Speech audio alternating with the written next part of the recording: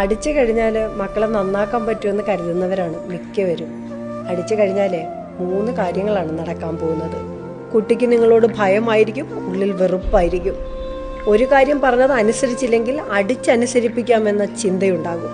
Aggressive behaviour promote ചെയ്താൽ ഭാവിയിൽ അവരും അത് ചെയ്തു തുടങ്ങും, ചിലപ്പോൾ പാരൻസിനോട് തന്നെ. കുട്ടികളെ അടിച്ചനുസരിപ്പിക്കാമെന്ന് കരുതുന്നവരാണ് പലരും. കുട്ടികളെ അടിച്ചോരോന്ന് ചെയ്യിക്കുമ്പോൾ 3 പ്രശ്നങ്ങളാണ് ഉണ്ടാവാറുള്ളത്. 1, കുട്ടികൾക്ക് നിങ്ങളോടുള്ളിൽ വെറുപ്പുണ്ടാകും, ഭയമുണ്ടാകും. 2, പറഞ്ഞാൽ അനുസരിച്ചില്ലെങ്കിൽ അടിച്ചനുസരിപ്പിക്കാം എന്നൊരു ചിന്ത കുട്ടിയിൽ വളരും. യങ്ങർ സിബ്ലിങ്സിനോടൊക്കെ ഈ പ്രവണത കുട്ടി കാണിക്കാൻ തുടങ്ങും. 3, വളർന്നു വരുന്ന സാഹചര്യത്തിലും ഈ ഒരു ഹാബിറ്റ് ഒരു ചെയിൻ പോലെ ഇങ്ങനെ തുടർന്നുകൊണ്ടേയിരിക്കും.